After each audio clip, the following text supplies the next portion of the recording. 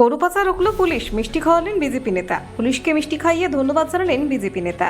বিহার থেকে কলকাতাগামী একটি গরু বোঝাই ট্রাকে তল্লাশি চালিয়ে পাচার চক্রের পর্দাফাঁস করল পুলিশ। দুর্গাপুর থানার অন্তর্গত ফরিদপুর ফাঁড়ির পুলিশের এই বিশেষ অভিযানে 21টি গরু উদ্ধার হওয়ার পাশাপাশি দুজনকে গ্রেফতার করা হয়েছে। পুলিশ সূত্রে খবর, রবিবার গভীর রাতে 19 নম্বর জাতীয় সড়কে ওত পেতে বসেছিল ফরিদপুর ফাঁড়ির পুলিশ বাহিনী। সন্দেহভাজন ওই ট্রাকটি আসতেই সেটিকে আটক করা হয়। তল্লাশিতে উদ্ধার হয় 21টি গবাদি পশু। এই ঘটনার পর সোমবার সকালে ফরিদপুর ফাঁড়িতে সশরীরে হাজির হন বিজেপির দুর্গাপুর বিভাগের ইনচার্জ তথা যুবনেতা পারিজাত গঙ্গোপাধ্যায়। তিনি ফাঁড়ির ভারপ্রাপ্ত আধিকারিক সুসীম সরকারকে মিষ্টি খাইয়ে পুলিশের এই কড়া পদক্ষেপকে সাধুবাদ জানান এবং আন্তরিক ধন্যবাদ জ্ঞাপন করেন।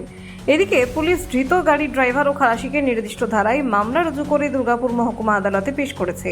পাচার রুখতে পুলিশের এমন সক্রিয়তায় খুশি স্থানীয় বাসিন্দারাও। আপনারা সবাই জানেন বা দেখতে পাচ্ছেন প্রায় 21টা গরু বিহার থেকে কলকাতার দিকে পাচার করা হচ্ছিল। তো আমাদের এই বাংলার পুলিশ 3 মাসের মধ্যে তারা ঘুরে গেছে। আগের বছরও সেম কাজ করতে গিয়ে পুলিশ হচ্ছিল না বলে আমাকে জেল পর্যন্ত খাটতে হয়েছিল।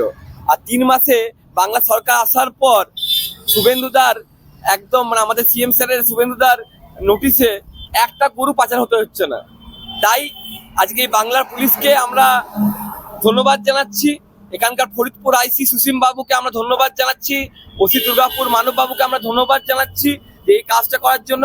পবিত্র শ্রাবণ মাস, এই শ্রাবণ মাসে যে গোমাতাদেরকে তারা রক্ষা করলো, পাচার হতে দিল না, তার জন্য ধন্যবাদের জন্য আমরা মিষ্টি নিয়ে এসেছি।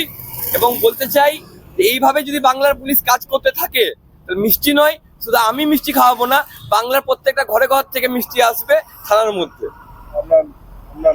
আমার নাম পারিজাত গাঙ্গুলি, আমি বিজেপির বিভাগের ইনচার্জ। আমি শুধু এইটুকু বলতে পারি আপনাদেরকে যে বাংলার পুলিশ যেভাবে অগ্রগতি ভূমিকা নিচ্ছে শুভেন্দুদার নেতৃত্বে, তা প্রশংসনীয়। এবং এইভাবে যদি কাজ করতে থাকে তাহলে গরু পাচার কি কোনো পাচারই হবে না। Bureau report, Durgapur news digital.